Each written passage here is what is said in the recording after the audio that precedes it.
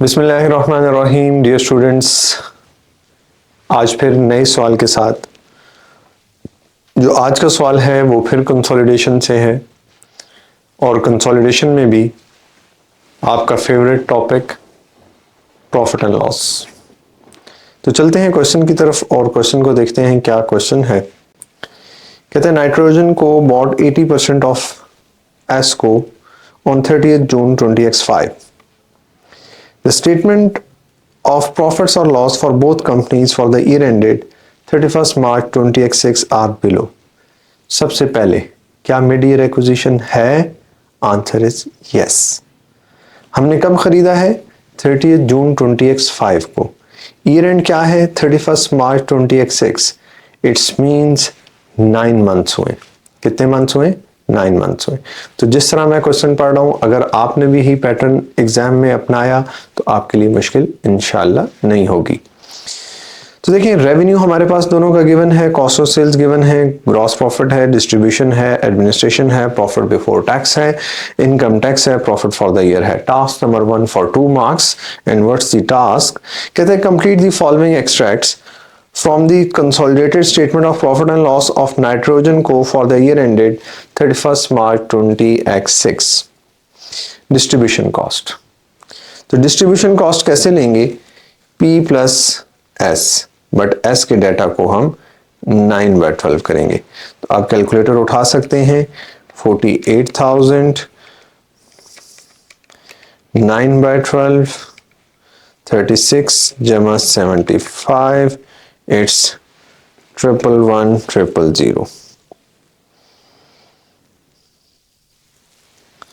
ये हमारे पास आ गई डिस्ट्रीब्यूशन कॉस्ट, 1 मार्क।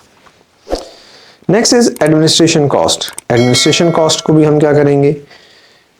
पी की कॉस्ट प्लस एस को 9/12 करेंगे, क्योंकि हमें खरीदे हुए कितना टाइम हुआ है?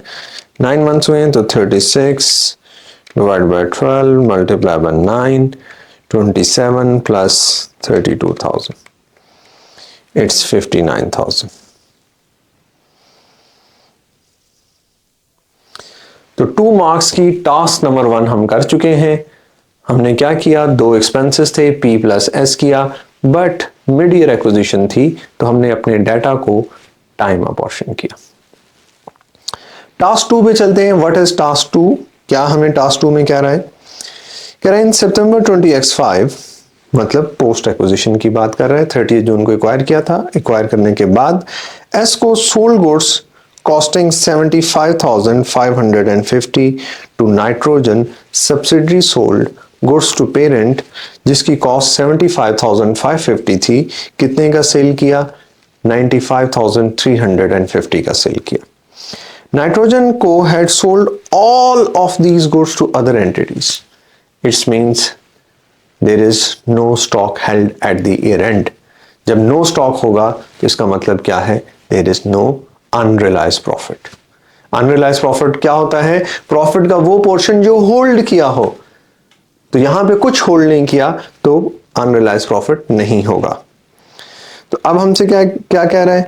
कहता है what adjustment should be made in the consolidated statement of profit and loss for the year ended 31st March 20x6। Revenue को क्या करेंगे? डिक्रीज करेंगे। कितने से? 95,350। क्या करेंगे? डिक्रीज करेंगे। Intergroup sales P plus S minus intergroup sales. Cost of sales में क्या करेंगे? P plus S minus intergroup sales plus purp होता, बट यहां पे पर्प है ही नहीं। क्यों नहीं है? क्योंकि सब्सिडरी ने पेरेंट को बेचा, पेरेंट ने थर्ड पार्टी को सेल कर दिया था, अपने पास कुछ होल्ड नहीं किया। तो जब अपने पास कुछ होल्ड नहीं किया तो वही एडजस्टमेंट जो हम सेल्स की टोटल सेल्स में से कर रहे हैं वही हम डिक्रीज करेंगे। किसको? कॉस्ट ऑफ सेल्स को भी। तो उम्मीद है कि ये 3 मार्क्स का सवाल भी आपको समझ आ गया होगा। तो टोटल 5 मार्क्स हम अटेम्प्ट कर चुके हैं। नेक्स्ट चलते हैं टास्क 3 to 7, मतलब 3 4 6 7 टास्क थी और इसके टोटल 8 मार्क्स थे। तो क्या कहते हैं? In January 20x6 nitrogen sold goods to S, मतलब आप पेरेंट सेल कर रहा है किसको? सब्सिडरी को The goods originally cost 48,200 and were sold at a gross profit margin of 20%. At 31st March 2026, ESCO held 60% of these goods to other entities and remaining 40% is held in the inventory. तो pulp क्या होगा? Pulp वो 40% है जो आपने hold किया हुआ है। तो अभी निकाल लेते हैं वो 40% कैसे निकलेगा। कॉस्ट हमारे पास गिवन थी 48,200, ये कितने परसेंट है? ये परसेंट है 80%, मल्टीप्लाई बाय 100। अगर आपने प्रॉफिट निकालना है तो आप डायरेक्ट 20 से भी मल्टीप्लाई कर सकते हैं, डायरेक्ट प्रॉफिट निकल आएगा 12,050 मल्टीप्लाई बाय 40%, तो it's 4820। This is the unrealised profit. मैं बता देता हूं मैंने कैसे किया है। मैंने क्या किया, मैंने कॉस्ट ली कितनी 48,200 डिवाइडेड बाय 80 मल्टीप्लाई बाय 20। अगर मल्टीप्लाई बाय 100 करता सेलिंग प्राइस पता चल जाती, तो सेलिंग प्राइस माइनस कॉस्ट करता तो 2 दफा काम करना पड़ जाता। तो ये मेरे पास प्रॉफिट आ गया। इसका 40% अनरियलाइज है, होल्ड किया हुआ है। नेक्स्ट चलते हैं जी टास्क 4 पे। कहता है from where in the consolidated statement of profit and loss should unrealized profit in inventory be eliminated? It's in cost of sales। cost of sales में हम ऐड करते हैं, कॉस्ट को बढ़ाते हैं तो प्रॉफिट कम हो जाता है। Task number 5, where in the consolidated statement of profit and loss should the NCI be disclosed? Non controlling interest in profit and loss कहां पे आता है? तो आप देखें, between income tax no, below profit after tax yes, immediately before profit before tax, after gross profit it's below profit after tax या profit for the year. तो बिल्कुल छोटी छोटी 1 मार्क्स की एडजस्टमेंट थी। टास्क नंबर 6 पे चलते हैं। टास्क नंबर 6 क्या कहता है? विच of the following statements is true in respect of the calculation of NCI in nitrogen statement, consolidated statement of profit and loss for the year ended 31st March 2026. The basic calculation will be 20% of ESCO post acquisition profit after tax for the year. The calculation will be affected by the sales value of the goods, not foods, it's goods sold by S to nitrogen co. The basic calculation will be 20% of the consolidated profit after tax for the year. The calculation will be affected by the unrealized profit in goods sold by nitrogen to S। कहता है जब हम NCI निकालेंगे तो क्या चीज ठीक होगी? तो कहता है the basic calculation will be 20% of ESCO's post acquisition profit। yes, ये बात बिल्कुल ठीक कर रहा है। The calculation will be affected by the sales value। no, it is affected by the unrealized profit। The basic calculation profit after tax for the year no, NCI को पूरे profit का 20% नहीं मिलता, सब्सिडी के प्रॉफिट का 20% मिल रहा है। वो कहता है टोटल हम 20 देंगे, तो ये बात भी ठीक नहीं है। The calculation will be affected by the unrealized profit sold by nitrogen no, sold by subsidiary होता तो ये बात बिल्कुल ठीक होती। तो इसका मतलब A option is the correct one. हमने तमाम ऑप्शंस को डिस्कस भी कर लिया और हमारी 2 मार्क्स के लिए टास्क 6 भी हो चुकी है। तो चलते हैं टास्क 7 की तरफ। क्या कहता है जी? Which of the following statements about the profit attributable to the owners of the parent that appear in the consolidated statement of profit and loss for the nitrogen is true? It is calculated as consolidated profit for the year into 20%। It is equal to consolidated profit for the year minus NCI।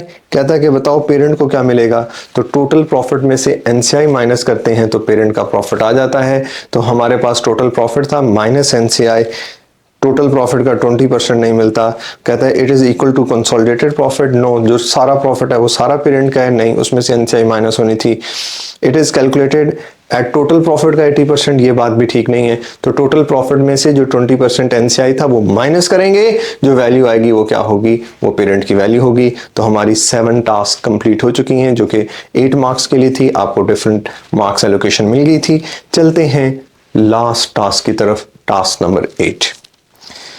कहते हैं nitrogen को is considering investing in another company, Saffron Co has equity share capital with a total nominal value of 2.5 million. एक share कितने का है? 0.5 million का है, तो इसका मतलब total number of shares are 5 million. The equity share carries 1 vote each. No other voting right exists in Saffron Co. Nitrogen has 4 options available for investment as follows. Purchase 2 million equity shares. तो 5 में से अगर 2 खरीदेंगे तो क्या होगा? वो आपकी एसोसिएट होगी, वो आपकी सब्सिडरी नहीं होगी। देखो यहाँ पे बात क्या कर रहा है? 2 मिलियन शेयर्स की बात कर रहा है, और ये जो वैल्यू हमें दे रहा है ये डॉलर की दे रहा है। तो यहाँ पे 2.5 मिलियन कैपिटल है, एक शेयर 0.5 का है, मल्टीप्लाई करें 2 से तो $1 में 2 शेयर्स होंगे, तो 2.5 में 5 मिलियन होंगे। हाफ से ज्यादा लेगा तो वो क्या बनेगा? सब्सिडी बनेगी। तो वो कितना ले रहा है? वो 2/5 ले रहा है। तो आप परसेंटेज फाइंड कर सकते हैं 2/5 कितनी है, तो आपको पता चल जाएगा वो 40% ले रहा है। तो यहाँ पे 40% पे एसोसिएट होगी, सब्सिडी नहीं होगी। ऑप्शन 2 को देखते हैं। कहता है purchase 1 million equity shares and hold 2 of the 5 seats on the board influencing की ऑपरेटिंग डिसीजन। 5 में से 2, अगेन मेजॉरिटी नहीं। 5 मिलियन में से 1 मिलियन, अगेन 20% मेजॉरिटी नहीं है। ठीक है, तो ये क्या होगा? ये भी हमारे पास एसोसिएट होगी। थर्ड चलते हैं। कहता है purchase 1.5 million of the nominal value. Nominal value कह रहा है, तो 1.5 मिलियन मल्टीप्लाई बाय 2, तो इसका मतलब ये एक्वायर्ड 3 मिलियन। 3/5, तो इसका मतलब क्या है? आपने 60% एक्वायर कर लिया। Now this is your subsidiary. The remaining equity shares are owned by one other investment. ठीक है, अदर इन्वेस्टर, तो वो 40% है, आपके पास 60% है। तो यहाँ पे बात क्या थी? बात उसने किस तरह घुमाई थी कि आपने 1.5 नॉमिनल वैल्यू के शेयर्स खरीदे हैं, नंबर ऑफ शेयर्स नहीं बताए। डॉलर का साइन जहां पे भी होगा वो शेयर कैपिटल होगा और नंबर ऑफ शेयर्स नहीं होंगे। Number of shares multiply find करने के लिए 1.5 डिवाइडेड बाय 0.5 या 1.5 मल्टीप्लाई बाय 2। चलते हैं नेक्स्ट फोर्थ ऑप्शन की तरफ। क्या कहता है? Purchase 1 million of the equity shares. The remaining equity shares are owned by other company which also hold 4 of 5 seats on the board of directors. तो आपने कितने खरीदे हैं? आपने 5 मिलियन में से 1 मिलियन खरीद लिया और आपका कोई सिग्निफिकेंट इन्फ्लुएंस भी नहीं है। आपकी ये क्या है? This is simple investment, trade investment. तो हमने कहा था 20% से जब ज़्यादा खरीदते हैं तो सिग्निफिकेंट इन्फ्लुएंस आता है। तो इस फोर्थ ऑप्शन में सिग्निफिकेंट इन्फ्लुएंस नहीं था। तो इस सवाल में अगर आप देखें अगेन, अब जब हम क्वेश्चंस कर रहे हैं तो हमारा कितना कम टाइम लग रहा है, क्योंकि हम पीछे से क्वेश्चंस करते आ रहे हैं, हमारा मोमेंटम बना हुआ है। तो अगर आप भी ये वीडियोज़ देख रहे हैं तो सीक्वेंस से देखिएगा, ताकि आपको पहले क्वेश्चन से पता चले कि हर क्वेश्चन को हम किस किस तरह लेके चल रहे हैं और एग्जाम में किस तरह से इन क्वेश्चंस को आपने 10 मिनट्स में 100% मार्क्स के साथ सॉल्व करना है। तो बहुत जल्दी न्यू वीडियो के साथ दोबारा मिलते हैं। अस्सलाम वालेकुम।